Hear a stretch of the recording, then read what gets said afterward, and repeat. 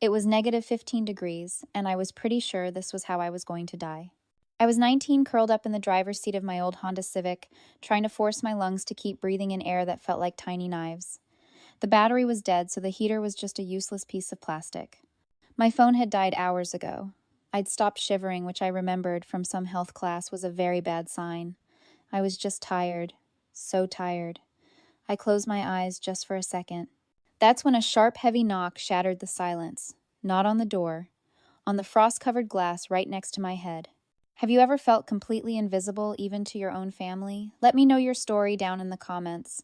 It's funny how your life can shatter in a moment. 4 years ago, I had a dad. 4 years ago, I had a home. My dad died on a Tuesday. Pancreatic cancer. It was fast, brutal, and it hollowed out our house. My mom, Jessica, didn't stay hollow for long. Within 6 months, the smell of Dad's Old Spice cologne was replaced by her new expensive perfume, and the quiet sadness of our house was replaced by the booming voice of David. David was wealthy, polished, and looked at me like I was a piece of furniture that came with the house he was acquiring. When I was 15, they got married. A small, tasteful ceremony. I wasn't a bridesmaid, I was a witness standing off to the side. A week later, Mom sat me down. "Abby," she said, stirring her tea, "David and I are moving. And we've decided it's best for you to have some stability. You'll go live with your Aunt Nicole in Boston." Just like that. Shipped off. I wasn't her daughter anymore. I was a loose end from her old life. Beacon Hill is where the old money lives in Boston. The brick houses are perfect, the trees are perfect, and the people are perfectly cold. My Aunt Nicole was my mother's younger sister, and she'd always carried a sharp edge of resentment. She greeted me at the door with a smile that didn't reach her eyes. My cousins Samantha and Tyler, who were 18 and 17, looked me up and down like I was something they'd found stuck to their shoe. "You'll be in the attic room," Aunt Nicole said, leading me up 3 flights of stairs. It was cold, dusty, and small, with one round window that looked out over the rooftops. That night, she sat me down for a chat.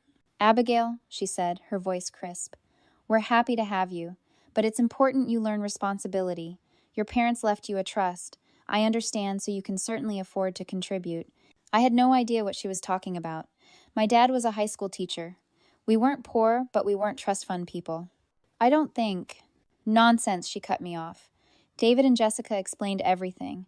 We'll start you at $500 a month for rent. It's the least you can do to learn the value of money." $500. I was 15. I had about $70 to my name for my last birthday. How am I supposed to? "You'll get a job, of course," she said, as if it were the most obvious thing in the world. "The Daily Grind down on Charles Street is hiring. Samantha says their lattes are terrible, but I'm sure it's fine for this." So 2 days after moving in, I was washing dishes and wiping down counters at the Daily Grind. I worked every day after school from 3 until they closed at 9. My first paycheck was $430. I remember looking at it feeling this swell of pride. I'd earned this. All of it. I brought it home and handed the cash to Aunt Nicole. She didn't count it in front of me, just tucked it into her expensive leather wallet. "See," she said, patting my shoulder. "Responsibility. It feels good, doesn't it?" I went up to my cold attic room, my hands smelling like burnt coffee and bleach, and realized I had just paid $500 for a room I barely slept in a house where no one wanted me, and I still owed her $70. That $500 a month lasted exactly 2 months. Aunt Nicole caught me in the hallway as I was leaving for my shift. "Abigail," she said, tapping a letter against her hand, "the property taxes have just gone up. It's astronomical. I'm afraid your rent will have to be $1,000 a month starting immediately." 1,000. I did the math in my head. My job at the Daily Grind barely covered the first 500. There was no way. I don't think I can afford that, Aunt Nicole." She gave me that perfectly cold smile. "Well, you'll have to find a way, won't you, responsibility, Abigail?" I was desperate. That night I saw a flyer in the break room for janitorial staff at a financial building downtown. The hours were 11 p.m. to 5 a.m. It was brutal, but it paid. My new life became a 24-hour loop of exhaustion. 11 p.m. to 5 a.m., wiping down empty cubicles and scrubbing toilets in a silent, empty skyscraper. The only person I ever saw was Frank the night guard, who would nod at me as I signed in. 5 a.m. to 7 a.m. sleeping in my car in the parking garage because it wasn't worth going back to Beacon Hill. 8 a.m. to 2 p.m., trying to stay awake in my community college classes. 3 p.m. to 9 p.m., slinging lattes at the Daily Grind, smiling until my face hurt. 9 p.m. to 11 p.m. driving back to the financial district trying to get an hour of sleep in the car before my janitor shift. I was a ghost. I was running on caffeine and pure, unfiltered panic. The only time my family ever saw me was when they'd come into the coffee shop to remind me how much of a failure I was. Samantha and Tyler started bringing their private school friends. It became their favorite sport. "Oh my God, look, it's my janitor," Cousin Samantha would say loud enough for the whole shop to hear, making my latte just like she cleans my toilet. Tyler would film it for his Instagram story. "Look at her," he'd narrate, zooming in on my face. "This is what happens when you don't have a personality. Hashtag scrub life." They'd leave a pile of pennies as a tip. People always ask, why did you stay? Why did you let them treat you like that? It's a fair question. But you have to understand you're not just living with the abuse, you're living with the guilt. I felt like I owed them. I was living in their perfect house, breathing their expensive air.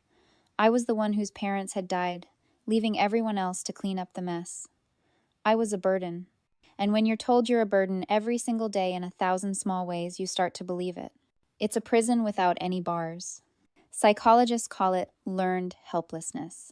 You're so convinced that you have no power and no options that you stop looking for the exit even when it's right in front of you. I wasn't living. I was just surviving. I was surviving barely. I had managed to scrape together $214, which I kept hidden under the thin mattress in my attic room. It was my escape fund. It wasn't much, but it was a start. One morning after my cleaning shift, I dragged myself all the way back to Beacon Hill. I was exhausted and just wanted to sleep in a real bed for a few hours. I climbed the stairs to my room, pushed open the door, and froze. My room was ransacked. The mattress was flipped over. The small box I kept my few pieces of jewelry in was empty. And the $214 was gone. I knew it was Samantha. I confronted her downstairs. She was doing her makeup at the kitchen island looking bored. "I have no idea what you're talking about," she said, not even looking at me. "Maybe you just lost it. You seem so stressed lately." I looked at Aunt Nicole, who was sipping her coffee and reading the paper. "Aunt Nicole, someone stole my money." She sighed, annoyed. "Abigail, if you can't keep track of your own things, that's not our problem. Don't accuse Samantha. She wouldn't be interested in your little tip jar." That was it. That was the moment the last thread snapped. They didn't just not care. They enjoyed it. I didn't say another word. I went upstairs, packed my old high school backpack with my 2 work uniforms, my toothbrush, and my dad's old watch. I walked back down the stairs past all of them in the kitchen and out the front door. No one called after me. I got into my old Honda Civic. I had 3/4 of a tank of gas and about $30 in my wallet. I had no idea where I was going. I just knew I couldn't stay. I drove to the multi-level parking garage near the financial building, found a dark corner on the 3rd level, reclined my seat, and closed my eyes. It was better than the attic. At least here no one expected me to be grateful. I jolted awake, my head smacking the steering wheel. The knock came again, harder this time. Thump, thump, thump. It wasn't a question. It was a command. My heart hammered against my ribs. Was it security, the police? Had Tyler and Samantha tracked me down again? I wiped a small circle of fog off the frosted glass. A man was standing there. He was older, maybe in his 50s, wearing an expensive-looking dark wool coat. He wasn't a cop. He wasn't homeless. He just looked serious. And then I recognized him. It was the man from the black SUV. The one I'd see parked across from the financial building some nights just watching. I'd always assumed he was some high-powered executive working late or maybe security.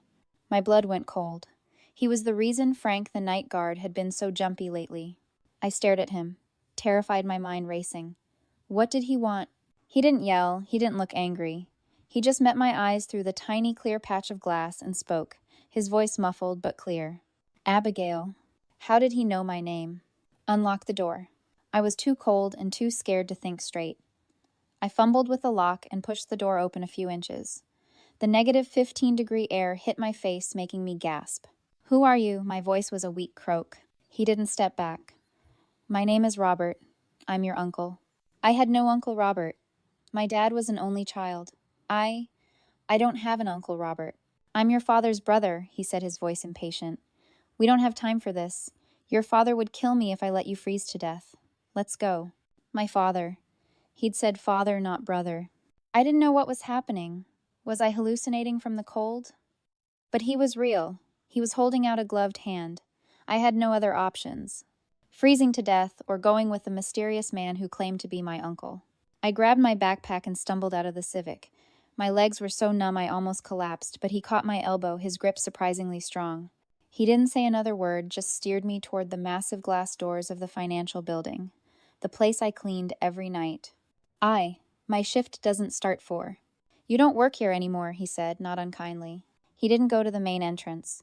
He led me to a small, unmarked door to the side, one I'd always assumed was for maintenance. He didn't use a key card. He pulled out a heavy, old-fashioned brass key, inserted it into a lock, and the door clicked open. We weren't in the main lobby I usually cleaned. We were in a small private elevator lobby, all marble and dark wood. He pressed the button. The doors opened. Inside, there was no keypad for different floors, just one single button that said PHA. Penthouse. He pressed it, and the elevator began to move silent and fast. We went up past the cubicle farms on 10 and 11 past the executive suites on 12. I was never allowed to touch. The elevator didn't slow down. It kept going higher than I knew the building went. The doors slid open, not into a hallway, but directly into an apartment. No, not an apartment. It was vast. The entire top floor of the building. Floor-to-ceiling windows showed the lights of Boston spread out like a carpet of jewels. It was warm, so warm. The air smelled like coffee and old books. I just stood there clutching my backpack, leaving a puddle of melting snow on his perfect hardwood floor. "Get in, Abigail," Robert said, closing the elevator door behind us. "We have a lot to talk about." I just stood there dripping on the imported rug, my mind trying to catch up. The place was silent. It didn't feel like a home. It felt like a command center. One entire wall was a bank of security monitors, dark for now. "Sit," he said, pointing to a leather couch that probably cost more than my car. I sat, my backpack still on like a shield. He walked over to a wet bar, poured 2 glasses of water, and handed one to me. My hands were shaking so hard the water sloshed over the rim. "I own this building, Abigail," he said, not looking at me but at the city lights. "I own the parking garage you sleep in. I own the company you clean for. And I own the coffee shop where you work in the afternoons." I just stared at him. None of this made any sense. Why would you let me?" "Because your father made me promise," he said, his voice quiet. He walked over to a bookshelf and pulled down a framed photo. He wiped the dust off it and handed it to me. It was 2 teenagers, skinny and grinning, sitting on the hood of a beat-up van. One of them, the one with the goofy smile, was my dad. The other one, younger, more serious, was Robert. "I'm your father's brother," he said. "His older brother." "My dad was an only child," I whispered, though the resemblance in the photo was undeniable. "That's what your mother told you. That's what she told everyone. After he died," Robert said, his voice hardening, "it was cleaner that way. Your mother didn't like our side of the family. We were the poor side. The side that reminded her where your father came from." He pointed to the van in the photo. "That was our home for 2 years. We grew up sleeping in cars, Abby. We grew up on gas station, food, and cold nights. Your dad, he fought his way out. He got scholarships, he became a teacher, he met your mother, and he built a respectable life. But I went a different route." He gestured around the penthouse. "I started with 1 laundromat. Your dad co-signed the loan. He gave me every penny he had. We built this business together, this building, all of it. This was his as much as it is mine." I was trying to process the information. My dad, a businessman I don't understand. If this was his, why did you let me live like that? Why was I scrubbing toilets for you? "Because that was the plan," he said. "Your father's plan. He was so proud of you, but he was terrified. Terrified you had your mother's softness. Terrified that if you were just given everything you'd never learn to fight. He made me promise. If anything ever happened to him, I wouldn't just hand you your inheritance. I had to test you. I had to know you had his strength, his resilience." He walked over to the bank of monitors and flipped a switch. The screens flickered to life. My stomach dropped. It was me. Dozens of videos of me. Me at 3 a.m. mopping the lobby. Me in the coffee shop forcing a smile as Samantha and Tyler filmed me. Me in the parking garage curled up in the driver's seat. Me just hours ago shivering and crying. "I've watched you every single night," he said, his voice thick. "The black SUV, that was my security team. I had them follow you, make sure no one hurt you. You watched me. I felt sick. You watched me freeze." "It was the hardest damn thing I've ever done," he snapped, turning to face me. And for the first time I saw something other than power in his eyes. I saw pain. This wasn't a cold, calculating test from a billionaire. This was a promise made by a grieving brother. He'd been trapped. He was bound by his oath to my dad. To let me prove myself. But he was watching his niece nearly die in the process. He'd been stuck between his love for his dead brother and his growing fear for me. I didn't know when to step in, he admitted, his voice cracking. Your father said I'd know. He said, don't let her break, but let her bend. But last night, -15. That wasn't bending, that was breaking. I couldn't honor his promise if it meant letting his daughter die. He looked at the screen showing me asleep in my car. He would have never forgiven me for that. I would have never forgiven me. He'd been carrying this burden alone. This promise that forced him to watch, to wait, to hope his brother's faith in me was justified, all while feeling the hilt of his own regret for every night he let me suffer. I'm sorry, Abby, he said. I'm so sorry I let it go this far. But your father, God, he would be so proud of you. You didn't break. You passed his impossible, stupid test. I just sat there trying to make the world stop spinning. My dad, the man who taught me how to ride a bike and helped me with my algebra homework, he had built an empire. I don't know what to say. I finally managed. My dad, he did all this. He built all this, Robert corrected me, walking back to the wall of windows. He was the brains, I was the muscle. He saw the patterns, the opportunities. I just made the deals. He pointed down at the street toward the Daily Grind, that coffee shop. That was his idea. He said people would pay $5 for a cup of coffee if it made them feel successful. I told him he was crazy. He smiled a small, sad smile. He wasn't. He turned back to me, his expression serious. This penthouse, Abby, it's yours. It was always meant to be yours. This building, the other properties. It's all part of a trust your father set up for you. I was just the executor and the gatekeeper. My mind reeled. A trust, an inheritance. But Aunt Nicole, my mom, they said. They said what Robert's voice went cold. That your dad was just a high school teacher, that he left you nothing. Mom, she sent me to Aunt Nicole's. She said I was a burden. Aunt Nicole. She charged me $500, then $1,000. Robert's jaw tightened. Of course she did. Your Aunt Nicole, he said, and the name sounded like poison in his mouth, is your mother's sister. She has hated me, and by extension your father, since the day your mother married him. She was furious that your mother married down to a poor kid from the wrong side of town. And when your father became more successful than anyone in her precious Beacon Hill family, that jealousy turned toxic. It clicked. The cruelty, the rent, the way she looked at me. It wasn't just because I was an inconvenience. It was resentment.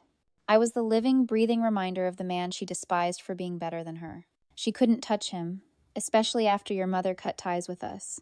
So when your mother abandoned you on her doorstep, Nicole finally had a target for all that bitterness. She knew. She knew your father was successful. She didn't know how successful. No one did. That was part of his plan. Stay quiet. Stay humble. Don't show your hand. Robert sat down in the leather chair across from me. But that part of your life is over, Abby. The test is done. Now the work begins. Work. Your father didn't just want to give you an inheritance. He wanted to give you a legacy. Starting tomorrow, you're not going to be cleaning this building. You're going to be learning how to run it. He gestured to the dark monitors. I've watched you for 2 years. I saw you balancing the books for that laundromat I used to own, the one your dad and I started in. I saw you handle inventory at the coffee shop. You have his mind for numbers. You see the patterns. You're a natural. I looked down at my hands still raw and red from the cleaning chemicals. Last night, I was a janitor, a ghost living in a car. I don't know anything about running a business, I whispered. Neither did we, Robert said. But you know how to survive. You know how to work. You know how to spot a lie. Everything else I can teach you. He stood up and walked to a large mahogany desk. He pulled out a new set of keys different from the brass one. They were sleek, modern, attached to a heavy leather fob. These are yours, he said, dropping them into my hand. The penthouse, the car in the private garage, the office downstairs.